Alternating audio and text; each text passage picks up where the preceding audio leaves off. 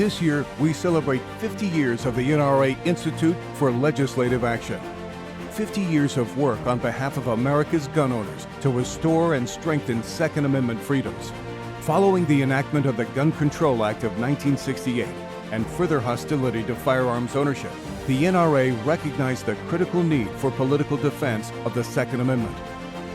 NRA-ILA was established in 1975 to be the Second Amendment community's tip of the spear in preserving the right of all law-abiding individuals to purchase, possess, and use firearms as guaranteed by the Second Amendment to the U.S. Constitution.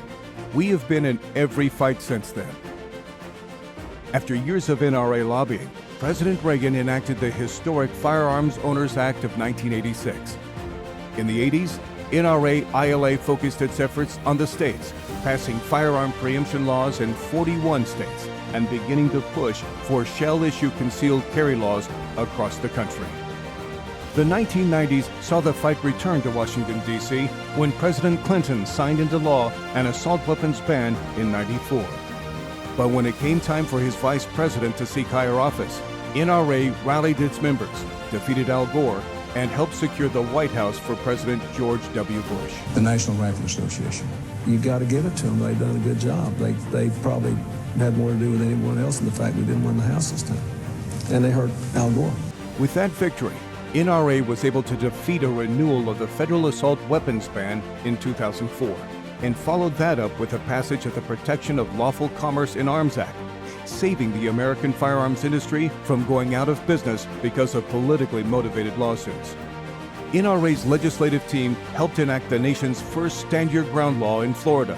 Now 35 states have them. In the legal arena, NRA-ILA supported landmark gun rights cases in front of the U.S. Supreme Court in D.C. versus Heller and McDonald versus Chicago. The NRA and its members were instrumental again in electing a pro-gun president in 2016. NRA was an early endorser of President Donald J. Trump and used every resource available to defeat gun grabber Hillary Clinton. Donald Trump didn't get a lot of help from major Republican institutions. But the NRA. But he did from the NRA, and they came through big. This is a big night for the NRA. That election turned out to be consequential for the future of the U.S. Supreme Court, as President Trump was able to nominate 3 pro-gun justices. In 2022, the pro-gun majority on the Supreme Court affirmed that the right to bear arms does not stop at a person's front door in the historic NRA-backed New York State Rifle and Pistol Association versus Bruin decision. Over the past 3 decades, your NRA has been at the forefront of the right to carry movement, recognizing the fundamental right to self-defense. Today, because of the work of NRA members across the country, 29 states recognize the right of law-abiding citizens to carry a firearm without first obtaining government permission. There is a lot to celebrate in terms of pro-gun success over the past 5 decades, but our work continues.